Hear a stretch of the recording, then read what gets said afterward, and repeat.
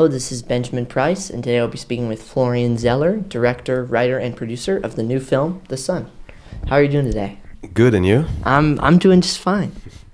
So first and foremost, welcome back to DC. You were here just a couple weeks ago for the state dinner with President Macron. So what has it been like being back at DC, and is there anything you hope to do while you're here? Apart from speaking with you, no, tonight we have a screening of the film, Oh, The awesome. Sun, and it's an important screening for me here in DC because it's hosted by NAMI, which is a national mental health association. And it was important for me for the film to be supported by, people from this world who know what is the situation, and that's so it was meaningful to me to share that moment with these professionals. And on Monday, your film was just nominated for a Golden Globe for Hugh Jackman's performance. Can you talk about working with Hugh and sort of how you helped shape his performance in this film? So Hugh Jackman, I adore him really as an actor and as a human being. Really, I mean it. He's someone very, very special. When I was about to start working with him, so many people told me, "Oh, you'll see, he's the nicest guy in the world." And now that I have worked with him, I can say it's true. And what happened is that I was working on the adaptation of The Sun. I was writing the script when I received his letter, and he knew that I was working on it, and he said, if you're already in conversation with an actor, please forgive my letter. But if you're not, I would love to have 10 minutes with you to let you know why I should be the one to do this part. And, a letter like that coming from Hugh Jackman is always like a surprise. But also it was a moving surprise, for what it means in terms of courage, honesty, humility, and of course we met on Zoom and we had a conversation, but it was a general conversation. I was not planning to make a decision on the day, but after a few minutes I stopped the conversation and I offered him the role because I felt strongly that he was connected to that story. He knew what it was about, not only as an actor, he was attracted by the challenge as an actor, of course, but he was also as a man, as a father, as a son, deeply connected to that story. And I knew that it would be the opportunity for us to explore truthful and authentic emotions. And this is what I wanted to do, not to fake things, not to perform for the sake of performing, to try to allow himself, in a way, just to be himself in front of the camera. And he was ready for this journey. And so it was the most intense and joyful journey that we shared. And had he seen The Father? Was he familiar with your work when he reached out? Yeah, I knew The Father, and I guess that's why he approached me in the first place. Yeah. And also that's why he followed me, in the way I wanted to work, because we had like a special process. We didn't rehearse at all. He comes from theater. I come from theater, so Sure. we are very familiar with this process of rehearsing, and I like it very much. But for that film, I thought it would be very interesting to not to do it and to be slightly uncomfortable and to discover things in the moment, in the now, on set with the camera, because I didn't want us to have like a too precise intention. Manufactured. Yeah, exactly. And somehow to be surprised by and overwhelmed by the true emotions that, they were involved. Because all the people that were involved in the film, not only Hugh, but all the actors, they were here for a specific reason, to cast. And a film is a very instinctive process. And I felt that they all had something to share or to say or to explore around these topics. And so it was a way for this truthful dimension to appear on set. And what was your sort of creative spark for adapting The Sun for the screen? I mean, my previous film, The Father, was the whole thing was to try to put the audience in the main character's brain. So it was like a labyrinth. It was a complex narrative in a way, because my point was to try to make the audience experience from the inside what it could mean to lose all your bearings. Here, it was very different. I wanted to do something very simple, very straightforward, kind of linear, because in order to reflect my intention, which was to face this issue without shying away. And so I kept this very linear design, I would say, of the narrative. Of course, to adapt it for the screen, it's also opportunities to develop things, to add things. And there's, for example, that scene with Anthony Hopkins, which is, it was not in the play, it's an additional scene. And strangely, it became like a pivotal scene in the film, because this is when we understand that Hugh Jackman is also a son, because it's called The Son, and it's he's the lead Multiple of that story. Meanings. Yeah, exactly. Yeah. He's a father in the first place, and he's a father trying to help his own son, 17 years old, going through, let's say, depression. And but at some point we understand that he's also a son in pain, and trying to, to deal with his own past, and trying just to be a better father than the one he had, or to be the father he never had. And we feel that through the extraordinary cruelty of Anthony Hopkins as the father's father. And also it's about, the trauma and the circle of trauma, and how to break it, and how not to break it, and how we pass on, traumas to the next generation. Well, and talking about working with Anthony, obviously this is your second go around, but how did you approach him about this character, and what was it like working with him again, albeit playing a very different kind of father? Yeah, it was very different, a very different father. After the father, so many people came to me to say, is he okay? Because he was so good as a man going through dementia that people thought sometimes that he was maybe not in good shape. And I was like, no, he's just an extraordinary actor, but he's a real good shape. And so it was funny for us to do the exact opposite, because in The Son, he's like really the man in control of the situation, so cruel, so brutal. And so it was joyful. And it was the first time for him back on set after COVID. And the first time we can see each other after the shooting of The Father because of COVID. So it was like a very intense moment. He showed up at 5 a.m. in the morning. He was expected at 10, but he showed up at 5. He was so excited to start, And it was also a joyful moment, because Hugh was very excited about the idea of working with Anthony Hopkins. It was the first time for them to meet. Oh, wow, ever? Yeah, ever. And also I didn't want to organize anything before. I thought it was interesting for him to be slightly intimidated, because this is what was going on in the scene.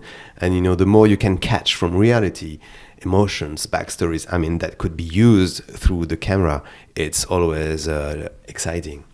So when we start that scene, it was the very first time he was in front of that legend, Yeah. And it's always, I can tell, it's always impressive. And talking about repeat collaborators, you also worked with Christopher Hampton in adapting another one of your plays now with The Son. Does working with someone else in the interest of adaptation help you understand your own work any differently? Yeah, the first thing is that I'm French, as you can hear, and my English is not that good, so I cannot write in English by myself. Mm-hmm. I need someone's help for sure.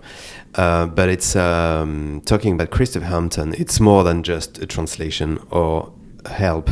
We have been working together for years and years now. He has been translated all my plays in English, so it means that we have shared, premiere. Travelings, expectations, joy, sadness together, the theater life. And so we are very close, and he's not only a great writer, but he's also a wonderful friend. And so, yes, it's about making sure that we are going to the cinematic world. It's not about filming a play. It's not challenging and interesting. And to have someone slightly from the outside helped, I would say, for that process to happen. And your stepson plays a bit role, a small role in this film. And I know that you've also directed other members of your family on stage and on screen. What is that like? What is it like to direct people you are so close to? You did a good job because most of the people, they do not know that. I have two sons. Yeah. And one of them, Roman, was in The Father. He was this young boy playing with a plastic bag in the street. And Anthony Hopkins was looking through the window, and he was looking to this poetic moment. It was my son. And because it was called The Father, I thought it was meaningful at some point to be a father myself in that moment, especially because I was away for a long time. And here, my other son Gabriel was was in that film, he's an actor and he's a great actor, and also, you know, he's my son, and we experienced things that was very different to that story, but somehow not completely different as well. So it was a way also to share together, you know, the emotions that we wanted to share with the audience. And talking about the son, how did you find Zen McGrath and know that he was right for, I mean, such a pivotal role in this film? I met him on Zoom as well. I mean, he comes from Australia. Yeah. And when the family was casted, I knew that now I was starting the process of looking for the son, and I knew that it would be someone that I didn't know yet because he was 17. So it's very exciting just to look for a new face. Find an unknown. Yeah. And so I received so many self-tapes. Sure. And I remember that was so exciting, you know, to discover so many gifted young person. But I also remember that when I received Zen's tape, I knew from right away that he would be the one, because he had this combination of strengths and fragility that creates something very interesting, in my opinion. There is like an opacity about him, meaning that I didn't want to explain his feelings. I didn't want to explore depression and to try to justify or to explain it. I wanted to look at it if it was like a mystery, something we do not completely understand. Yeah. And because he has this opacity, you know, we are like, Hugh's character is trying to understand, and we do not understand. There is like no answer to these questions. Yeah. And I think that this is something he brought to the table. So we did like a work session on Zoom to see how he would react to my directions, but it was really remote. And despite the fact that it was in COVID and he was coming from so far away, you know, I really wanted him to be the part. And we met, you know, 2 days before we started shooting, so it was like a strange process. Yeah, unconventional rehearsal. Yeah. And talking about, so you're having a screening of the film tonight. I know that The Father, when it released, a lot of it was virtual. So what is it like to experience a movie that is about sort of the conversations you have after you see it as well? What is it like to experience that, watching it on the big screen, and having these conversations about mental health with people who have seen it? Yeah, that's the whole point of making a film, is to share it, you know, with the audience. I come from theater, and it's also something important in theater, and especially when the son was on stage, you know, I was really, really impressed by all the conversations that started after the performances. And I really almost physically realized that so many people, you know, are connected to these issues, and that there are so much, you know, guilt and shame and denial around these topics, that I really wanted to open a conversation and to do it through that film. So there is a real joy to be able to share with the audience, especially, as you said, after what happened in 2020, you know, when everything was virtual. To me, it means the world to be in a room with other people and to share an experience, you know. It's also when you're going through a difficult period in your life, you know, you always feel like you're alone. And this is what art can provide, you know, the feeling that you are not alone, and we have all the same fears, the same difficulties, and just to remember that we are part of something bigger than ourselves, which is humanity. I think this is a huge consolation.